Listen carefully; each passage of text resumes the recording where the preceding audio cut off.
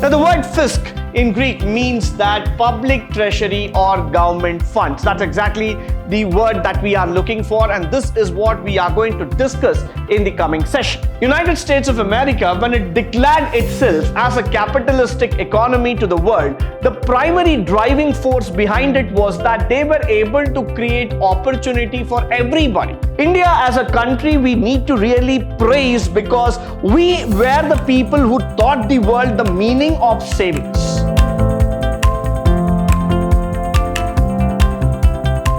Good morning and welcome to the first session in Chapter 3, Unit 2, first semester B.Ba, Pre-Reforms of Indian Economy, where we're going to talk about fiscal policy in India. Now, this is a kind of thing that deals with the revenue and expenditure policy of the government. So this is a very, very important topic for us. Why? Because everybody can speak about or know more about the monetary policy in India, and that's how we have been speaking about, because whenever you take a newspaper, whenever you read through it, you will be able to understand that people are only talking about the revenue and expenditure. But the factor of fiscal policy is a matter of importance and national importance. Why? Because this actually makes you understand where exactly the government is standing in terms of expenditure, in terms of the revenue generation altogether. Now, the word fisc in Greek means that public treasury or government funds. That's exactly the word that we are looking for, and this is what we are going to discuss in the coming session. So we are going to understand how the government will utilize the money for public expenditure and will also create a revenue generation, a revenue engine for sourcing the money so that we are able to get a stabilized economy. Moving further, now let's talk about the objectives of fiscal economy and the fiscal policy altogether. Our target is to get the higher economic growth, price stability, reduction in inequality. Now, these three factors will matter a lot as I'm talking about the fiscal policy in India. The most important thing that as an economist that anybody would love to look into is the higher economic growth. When I talk about the word higher economic growth, it doesn't mean that I'm just talking about the credit and debit balance on your balance sheet. What I'm exactly trying to talk about is the growth in terms of your revenue, growth in terms of opportunity, growth in terms of employment, growth in terms of stability of income. That's exactly where the higher economic growth gets induced and taken forward altogether, followed by the word called as price stability. That's very, very important for all of us. Why? Because price stability would definitely make us understand the factor that this understanding, this factor of the growth has to come under a particular price stability level. It has to come under the stabilization of prices that happens in an economy. So whenever we talk about inflation, we also look into the factor that if we keep on increasing the prices and the income also gets unstabilized, then automatically what happens is that the common man is not able to achieve his needs and wants. So at some point of time, it is very important for us to understand how are we going to achieve this price stability. So moment we try to get into it, we try to stabilize the prices by controlling the inflation, it becomes a very, very balanced economy, and we are able to see that the common man is able to match his income to expenditure. The third and the most important thing that we are talking about is reduction in inequality. Now, what is the reduction in inequality all about? Whenever I use the word equality and inequality, that means there is some amount of disturbance, there is some amount of violation, there is some amount of movement that comes inside the society. So when I say that people are unequal in terms of income, people are unequal in terms of opportunities, people are unequal in terms of growth, that would resemble to me a disturbed, a disengaged society altogether.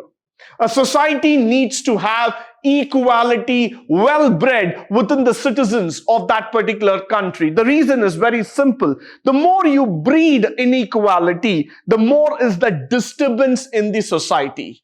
Now, when you talk about certain societies of the world where people again start thinking that those countries are not stable, those countries have led into unnecessary problems like terrorism or higher inflation, or when you start looking into an antisocial element activities going on, the primary reason there is the inequality that is caused. So if you have to reduce that inequality, you need to understand, you need to create opportunities for everybody, every level, every section of the society.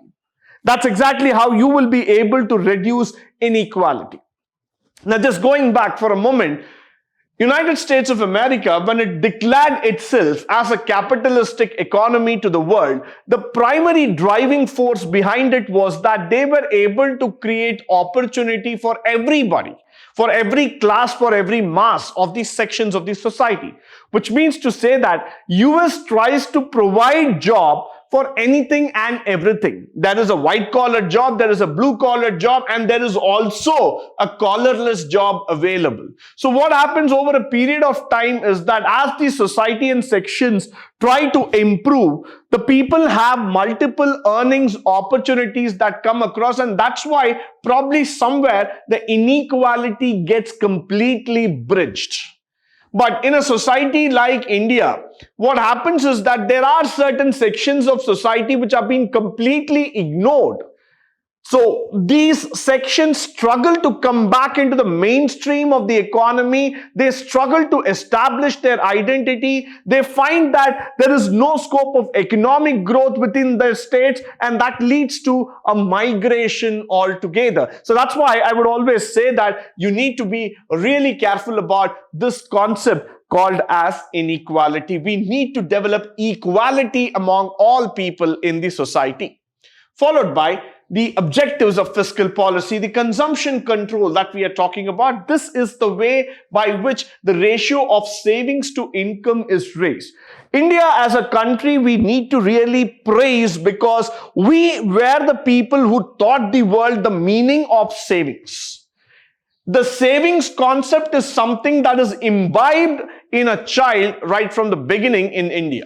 We always believe that the savings to income should be 50-50. And that's now an untold ratio, an unsung ratio to you altogether. Suppose you are earning 100 rupees per month, an example, that means you spend 50 and save another 50 rupees. Now that's how the Indian mentality is governed upon. That's how the Indian mentality is predominantly spoken about.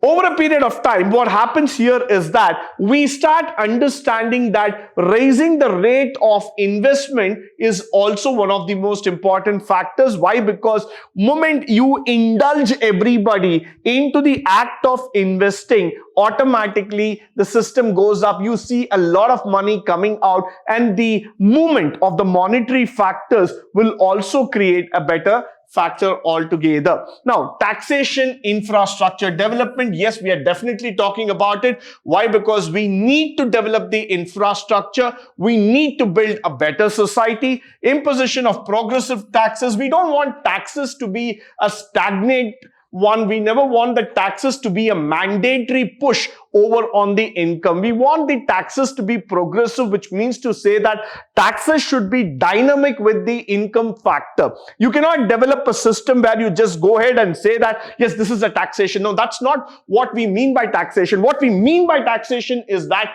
we are trying to make you understand the linearity between the income and taxes. We need to have a dynamic system that understands the progress. Now, the next thing is that exemption from taxes provided to the vulnerable classes. Now, there are many sections of India which are still underprivileged. There are many sections in India which do not have the access to income. They still feel that they have not been given the right opportunity to get exposed, to learn, to earn, and to come out and establish themselves as an identity. Now, those classes definitely need an exemption when it comes to income tax. Now, one side, anybody could go ahead and make a claim saying that income tax is the direct source of revenue for the government. No doubts about it, no arguments on that. But the other side, you need to understand that if you're going to tax everybody, if you're going to tax especially those vulnerable people, those poor people, those people who are below the poverty line in India, that is going to be a dangerous effect on the human and societal factors altogether. Because they're already struggling, they're not being able to make that income where they're able to survive on the daily path. On the top of it, when you put down the pressure of taxation on them, that even more breaks down their lifestyle. Followed by heavy taxation on luxury goods and discouraging unearned income. India has always been a land of luxury as well as a land of kind of unearned income. I would not use the word black money here. Why? Because this is not only pertaining to India, this is pertaining to the entire globe here. Now, India is no less in terms of luxury goods. We always love luxury goods. We always believe in luxury goods, and we are one of the largest importers of luxury goods. You name any brand starting from Gucci, Armani, Prada, or you're going to talk about any of those top brands in this world, we have those brands in India. And we are ardent fans of those clubs. At the end of the day, what happens here is that in order to earn these luxury goods, somewhere there is an income disconnect. I would use this word. Why? Because you see that a section of society which struggles to have 3 square meals. And you see a section of society which spends splurging money on this kind of luxury goods. There's a vast gap, I would always like to say. Why? Because the rich and the poor concept in India is too big. The rich are getting richer and richer, and the poor are getting poorer and poorer. That's exactly, the gap continues to get divided. It becomes too wide, what I'm talking about. Somewhere we need to strike the balance, which we are not getting. So what fiscal policy would try to aim here is that discourage that black money, discourage that unearned income factors, discourage those kind of things which lead to a luxury life altogether, put a heavy tax on the imported luxury goods. Followed by, what are the components of this fiscal policy as we are talking about? We have the government receipts, we have the expenditure factor, and we have the public debt coming into picture. Now, when we talk about receipts, those are the income factor, expenditure, which means to say that these are the sections where Government of India is going to spend money, and the public debt, where the government has borrowed money altogether.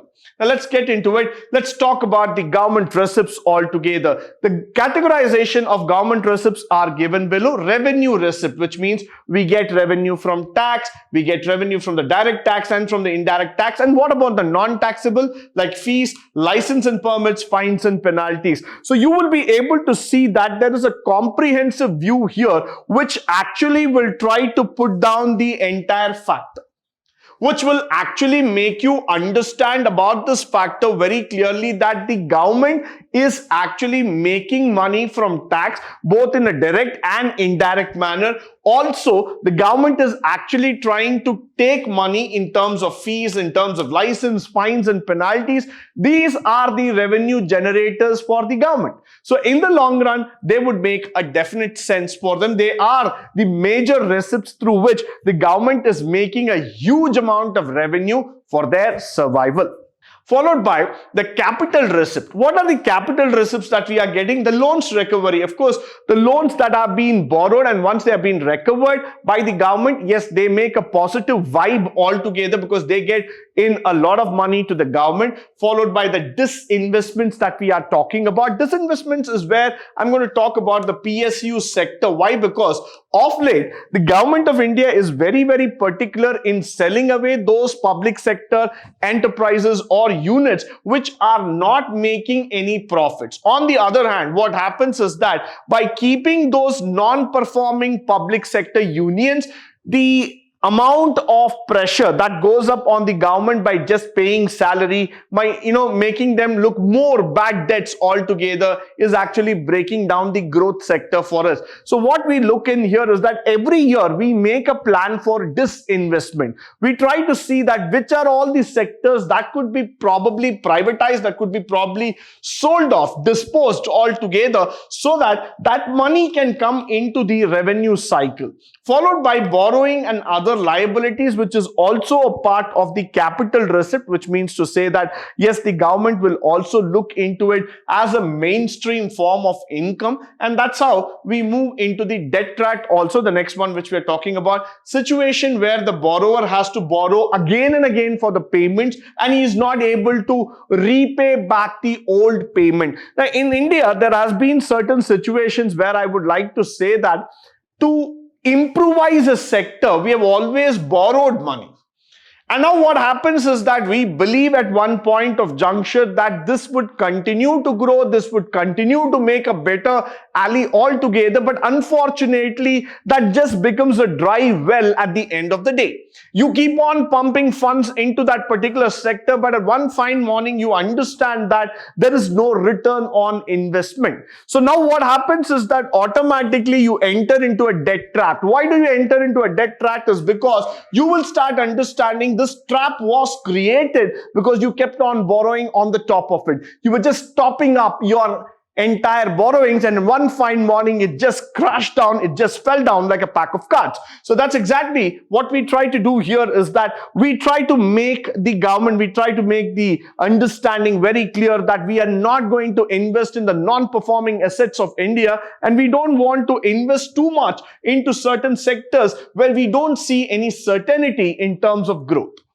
Followed by the government expenditure. Now that's classified under the interest payments, defense payments, salaries to the central government employees, etc. Followed by the capital expenditure. It is a non-recurring expenditure altogether. So we will also be talking about loan repayments, loan to public enterprises. All these factors are going to be a part of the system altogether. So this is going to be a very, very important factor that we are going to talk about. It's going to talk about the payments that we are making in terms of interest payments that we are doing it. The payment to the defense, which is one of the most secured sector, one of the most important sectors. Salaries to the central government, we're talking about more than about 3 million people who are working in that particular sector, plus the expenditure made in terms of the loans and the repayments, the loans to the public enterprises, yes, because we have borrowed money for the public enterprises, so we need to repay back. So that is also going to be a big expenditure for the government. Followed by, what is this fiscal consolidation? Consolidation comes under the process where we try to improve the deficit. Now, let me just spend time here. Deficit means to say some shortcoming that happens in our system. So this deficit happens because of the fiscal consolidation. So automatically what happens here is that, now let's say I need 100 rupees for expenditure, but through the revenue I'm able to generate only 70 rupees. That means 30 rupees would be my deficit altogether.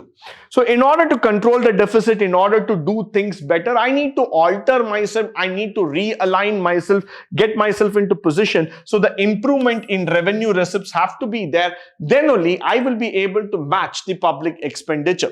Over a period of time, we have understood that the public expenditure and revenue receipts are directly linked. So somewhere, if you're going to improve on your revenue receipts, then automatically you're also going to improve on the public expenditure factor. Now, Fiscal Responsibility Act, the FRBM Act of the 2003, which is very, very important, that talks about in a disciplined manner how we as a government try to bring in the restrictions, try to bring in the factors very clearly. We decided that yes, we will actually try to bring in more discipline, more consolidation into this factor, and we wanted the borrowing to be within the limits. We also wanted to see that the expenditure comes in with certain amount of consolidation and other factors so that we are able to take it in accordance. The revenue is matching so that the expenditure can also be matched. This act was started in the year 2003, and it was actually, the bill was passed in 2000, but then it got enacted in the year 2003. Now, this is like a committee which will oversee the spending and the revenue activities together so that the budgeting exercise becomes more meaningful. With this, I come to the end of this particular session. I hope and believe that all the factors that have been spoken here will be of a great value to you, both in terms of practical as well as in the theoretical walk of life. In the upcoming sessions, we would be talking more about the economic reforms. But until then, stay tuned, stay blessed, and stay enlightened forever. Thank you once again for joining me today on this wonderful session.